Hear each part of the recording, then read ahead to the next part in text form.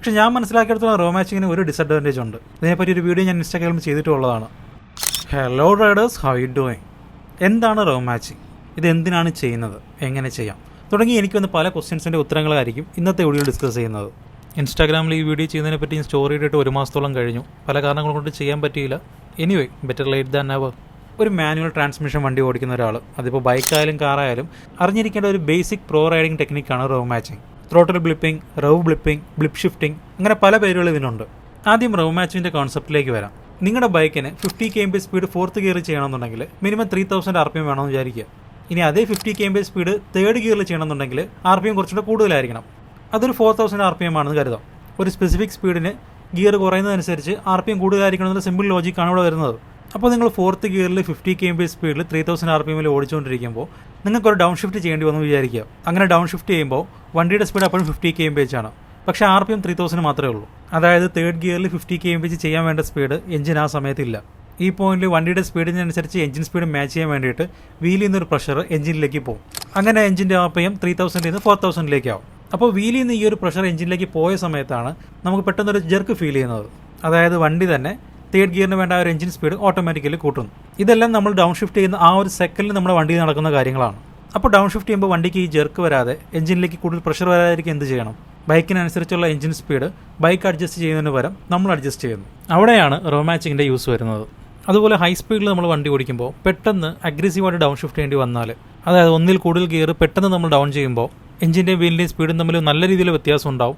അപ്പോൾ വീലിൽ നിന്ന് ഒരുപാട് ബാക്ക് ടോർക്ക് നേരെ എഞ്ചിനിലേക്ക് വരും. അപ്പോൾ ആ ഒരു ലോഡ് എടുക്കാൻ പറ്റാതെ റിയർ വീലിൽ ലോക്ക് ആവും, വണ്ടി ക്രാഷ് ആവും. ഇത് പ്രിവെൻറ്റ് ചെയ്യാനാണ് ചില വണ്ടികളിൽ സ്ലിപ്പർ ക്ലച്ച് ഉള്ളത്. പക്ഷേ റോ മാച്ചിങ് കൂടെ ചെയ്യുകയാണെങ്കിൽ എഞ്ചിനിലേക്ക് വരുന്ന ലോഡ് നമുക്ക് കുറച്ചും കൂടി കുറയ്ക്കാൻ പറ്റും. ഞാൻ ഇത്രയും നേരം പറഞ്ഞത് ഇതിൻ്റെ തിയറിയാണ്. ഇനി പ്രാക്ടിക്കൽ എങ്ങനെയാണെന്ന് നോക്കാം. ഇത് ചെയ്യാൻ വളരെ എളുപ്പമാണ്. നമ്മൾ ഡൗൺ ഷിഫ്റ്റ് ചെയ്യുന്നതിൻ്റെ കൂടെ തന്നെ ത്രോട്ടിലൊന്ന് ജസ്റ്റ് കറക്കി വിടും. ഇതിനാണ് ബ്ലിപ്പ് എന്ന് പറയുന്നത്.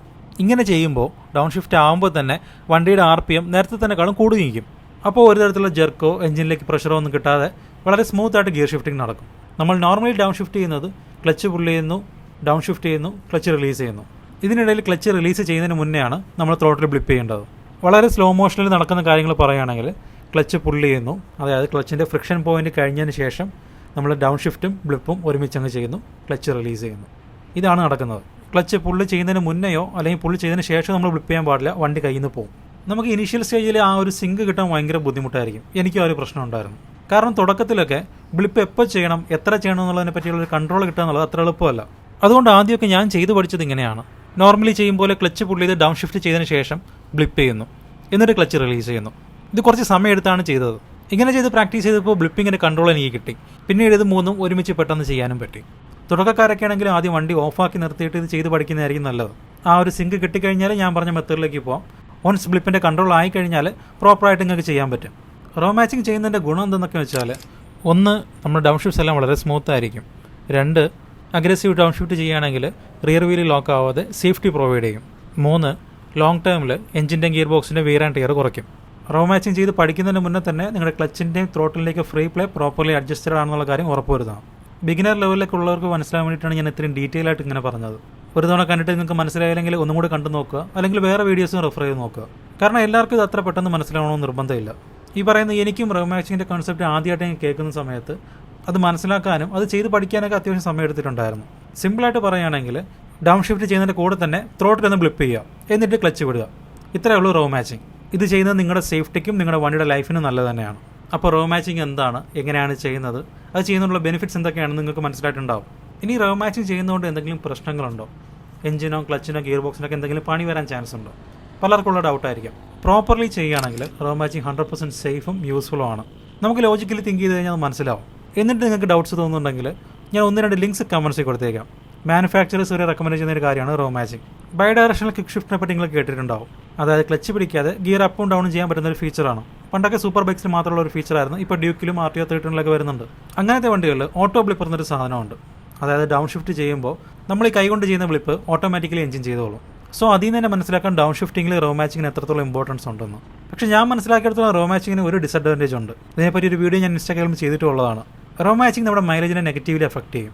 ഇത് ചെക്ക് ചെയ്യാൻ വേണ്ടി ടോട്ടൽ 50 കിലോമീറ്റേഴ്സ് ഞാൻ വണ്ടി ഓടിച്ച് നോക്കിയിട്ടുണ്ടായിരുന്നു. 25 കിലോമീറ്റേഴ്സ് വിത്ത് റോ മാച്ചിങ്ങും 25 കിലോമീറ്റേഴ്സ് വിത്തൗട്ട് റോ മാച്ചിങ്ങും.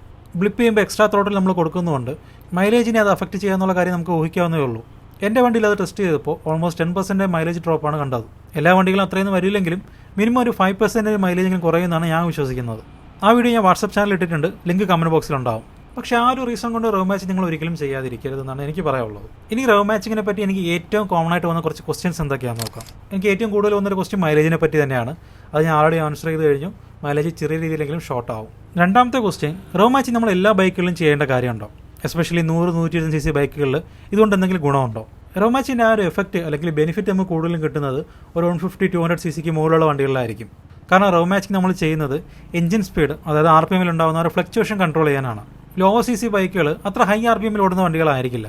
പക്ഷേ ഈവൻ 100 cc വണ്ടി ആയാലും ഡൗൺ ഷിഫ്റ്റിൽ നിങ്ങൾക്ക് ആ ഒരു ജെർക്ക് ഫീൽ ചെയ്യുന്നുണ്ടെങ്കിൽ റോ മാച്ചിങ് ചെയ്യുന്നത് തന്നെയാണ് നല്ലത്. പക്ഷേ ഹയർ CC വണ്ടിയിൽ കിട്ടുന്ന ആ ഒരു സ്മൂത്ത്നെസ് നമുക്ക് ലോ CC വണ്ടികൾ കിട്ടിയെന്ന് വരില്ല. ഫോർ എക്സാമ്പിൾ റോയൽ എൻഫീൽഡ് വണ്ടികളിൽ നമുക്ക് റോ മാച്ചിങ് പലപ്പോഴും ചെയ്യേണ്ടി വരാറില്ല. കാരണം ലോ റവിംഗ് എഞ്ചിൻസിൽ ഡൗൺ ഷിഫ്റ്റ് ചെയ്യുമ്പോൾ RPM വലിയ രീതിയിൽ ഫ്ലക്ച്വേഷൻസ് ഒന്നും വരില്ല. അതുപോലെ സ്ലോ റൈഡ് ചെയ്യുന്ന സമയത്ത് ഫോർ എക്സാമ്പിൾ ട്രാഫിക്കിൽ ബമ്പർ ടു ബമ്പറിൽ ഒരു സെക്കൻഡിൽ നമ്മൾ ഫസ്റ്റിലോട്ടൊക്കെ ഇടുമ്പോൾ റോ മാച്ചിങ് ചെയ്യേണ്ടി വരാറില്ല. ചിലപ്പോൾ നമ്മൾ ചെയ്യത്തുകൂടിയില്ല. പക്ഷേ ഓൺസ് റോ മാച്ചിങ് നമ്മൾ മാസ്റ്റർ ചെയ്ത് കഴിഞ്ഞാൽ ഹൈ ഗേഴ്സിൽ നിന്ന് ഡൗൺ ഷിഫ്റ്റ് ചെയ്യുമ്പോൾ നമ്മൾ ഓട്ടോമാറ്റിക്കലി റോ മാച്ചിങ് ചെയ്തോളും. അതിപ്പോൾ ഏത് വണ്ടിയാലും ശരി. ഇതൊക്കെ ഞാൻ പറഞ്ഞാലും ചിലപ്പോൾ നിങ്ങൾക്ക് മനസ്സിലായെന്ന് വരില്ല. കാരണം ഇത് പലതവണ നമ്മൾ ചെയ്ത് മസിൽ മെമ്മറി ആയിട്ട് മാറുന്ന കാര്യങ്ങളാണ്. ഓരോ വണ്ടിയിലും ഓരോ സ്പീഡിലും ഓരോ ഗിയറിലും എത്രത്തോളം ബ്ലിപ്പ് ചെയ്യണമെന്നുള്ളതൊക്കെ നമ്മൾ ഓട്ടോമാറ്റിക്കലി ചെയ്തോളും. ഇനി അടുത്ത് വന്നിട്ടുള്ള ക്വസ്റ്റ്യനാണ്, സ്ലിപ്പർ ക്ലച്ചുള്ള വണ്ടികൾ റോ മാച്ചിങ് ചെയ്യണോ? ഇതിൻ്റെ ആൻസർ ഞാൻ നേരത്തെ പറഞ്ഞതാണ്. ബൈ ഡയറക്ഷണൽ ക്വിക്ക് ഷിഫ്റ്റർ വരുന്ന വണ്ടികളിൽ സ്ലിപ്പർ ക്ലച്ച് ഉണ്ടെങ്കിലും ഓട്ടോ ബ്ലിപ്പർ വരാറുണ്ട്. സ്ലിപ്പർ ക്ലച്ചിനെ എടുക്കാൻ പറ്റുന്ന ലോഡിനൊക്കെ ഒരു ലിമിറ്റ് ഉണ്ടാവും. അതുകൊണ്ടാണ് റോ മാച്ച് ചെയ്യാൻ ഓട്ടോ ബ്ലിപ്പർ ആ വണ്ടികളിൽ വരുന്നത്. സോ നിങ്ങളുടെ വണ്ടിയിൽ സ്ലിപ്പർ ക്ലച്ച് ഉണ്ട്, പക്ഷേ ഓട്ടോ ബ്ലിപ്പർ ഇല്ലാന്നുണ്ടെങ്കിൽ റോ മാച്ചിങ് ചെയ്യുന്നത് തന്നെയാണ് ബെറ്റർ. ഒരു കാര്യം കൂടി ഓർക്കുക, ഓട്ടോ ബ്ലിപ്പർ എന്ന് പറയുന്നത് ക്ലച്ചിലെസ് ഡൗൺ ഷിഫ്റ്റ് ചെയ്യുമ്പോൾ മാത്രമേ വർക്കാവൂ. നിങ്ങൾ ക്ലച്ച് പിടിച്ചിട്ടാണ് ഡൗൺ ഷിഫ്റ്റ് ചെയ്യുന്നുണ്ടെങ്കിൽ ഓട്ടോ ബ്ലിപ്പർ ഉണ്ടെങ്കിലും അവിടെയും റോ മാച്ച് ചെയ്തിരിക്കണം. ഇനി അടുത്ത് ഏറ്റവും കൂടുതൽ വന്നൊരു ക്വസ്റ്റ്യൻ, പുതിയ ബൈക്കുകളിൽ റോ മാച്ചിങ് ചെയ്യാൻ പാടുണ്ടോ? പുതിയ ബൈക്കുകൾ നമുക്കറിയാം ആദ്യത്തെ ഒരു 1000 കിലോമീറ്റർ എന്ന് പറഞ്ഞാൽ അതിൻ്റെ ബ്രേക്കിംഗ് പീരീഡാണ്. ഒരു സെർട്ടൻ RPM റേഞ്ച് വരെ മാത്രമേ നമുക്ക് വണ്ടി ആ സമയത്ത് ഓടിക്കാൻ പാടുള്ളൂ. അപ്പോൾ റോ മാച്ചിങ് ചെയ്യുമ്പോഴും ആ ഒരു RPM റേഞ്ചിനകത്ത് നിന്നുകൊണ്ട് മാത്രമേ റോ മാച്ചിങ് ചെയ്യുക. ഫോർ എക്സാമ്പിൾ കമ്പനി പറയുകയാണ് ഫസ്റ്റ് സർവീസ് കഴിയുന്നവരെ 7000 RPM വരെ മാത്രമേ വണ്ടി ഓടിക്കാൻ പാടുള്ളൂ എന്ന്. അപ്പോൾ നിങ്ങൾ വിചാരിക്കുക നിങ്ങൾ 6th ഗിയറിൽ 7000 RPM ഓടിച്ചുകൊണ്ടിരിക്കുകയാണ്. അപ്പോൾ നിങ്ങളൊരു റോ മാച്ചിങ് ഡൗൺ ഷിഫ്റ്റ് ചെയ്യുകയാണെങ്കിൽ RPM 7000 നിന്ന് പിന്നെയും മുകളിലോട്ടായിരിക്കും പോകുന്നത്. സോ അതുകൊണ്ട് ബ്രേക്കിംഗ് പീരീഡിൽ വണ്ടി ഓടിക്കുമ്പോൾ ഒരു കാര്യം മൈൻഡിൽ വയ്ക്കുക, റോ മാച്ചിങ് ചെയ്യുന്നതുകൊണ്ട് കുഴപ്പമൊന്നുമില്ല. പക്ഷേ അത് ചെയ്യുമ്പോൾ RPM ലെവൽ കമ്പനി പറയുന്നതിനേക്കാളും മുകളിലേക്ക് പോകുന്നില്ല എന്നുള്ള കാര്യം ഉറപ്പുവരുത്തുക. അപ്പോൾ അത്രയൊക്കെയാണ് റോ മാച്ചിങ്ങിനെ പറ്റി എനിക്ക് വന്നിട്ടുള്ള ക്വസ്റ്റ്യൻസ്. റോ മാച്ചിങ്ങിനെ പറ്റി നിങ്ങൾക്ക് വേറെ എന്തെങ്കിലും ഡൗട്ട്സ് ഉണ്ടെങ്കിൽ കമൻറ്റ് ചെയ്യുക. എനിക്ക് അറിയാവുന്ന കാര്യങ്ങളാണെങ്കിൽ നിങ്ങളെ ഹെൽപ്പ് ചെയ്യാൻ പറ്റിയേക്കും. ഈ വീഡിയോ എന്നെക്കൊണ്ട് കഴിയുന്ന രീതിയിൽ സിമ്പിളായിട്ട് പ്രസൻറ്റ് ചെയ്യാനാണ് ശ്രമിച്ചിരിക്കുന്നത്. റോ മാച്ചിങ് നിങ്ങൾ ആദ്യമായിട്ട് ചെയ്യുന്ന ഒരാളാണെന്നുണ്ടെങ്കിൽ മൾട്ടിപ്പിൾ വീഡിയോസ് ഉറപ്പായിട്ടും റെഫർ ചെയ്യുക. ഞാൻ നേരത്തെ പറഞ്ഞ പോലെ നിങ്ങൾ ബേസിക്കായിട്ട് അറിഞ്ഞിരിക്കേണ്ട ഒരു പ്രോ റൈഡിംഗ് മെത്തേഡാണ് റോ മാച്ചിങ്. ഇതിൻ്റെ കോൺസെപ്റ്റ് മനസ്സിലാക്കി നിങ്ങളത് ചെയ്ത് കഴിഞ്ഞാൽ നിങ്ങൾക്ക് ഒരുപാട് യൂസ്ഫുൾ ആയിരിക്കും. അടുത്ത വീഡിയോ എഞ്ചിൻ ബ്രേക്കിങ്ങിനെ പറ്റിയായിരിക്കും. ഇൻസ്റ്റയിൽ സ്റ്റോറി ഇടുമ്പോൾ എഞ്ചിൻ ബ്രേക്കിനെ പറ്റി നിങ്ങൾക്ക് എന്തെങ്കിലും ഡൗട്ട്സ് ഉണ്ടെങ്കിൽ എനിക്ക് മെസ്സേജ് അയക്കുക. ആ ക്വസ്റ്റ്യൻസ് വീഡിയോയിൽ ഞാൻ ഉൾപ്പെടുത്താൻ ശ്രമിക്കാം. എനിവേ ഈ വീഡിയോ ഇഷ്ടപ്പെട്ടെന്ന് വിചാരിക്കുന്നു. പുതിയൊരു വീഡിയോ ആയിട്ട് ഉടൻ തന്നെ കാണാം. Till then ride safe. Bye bye.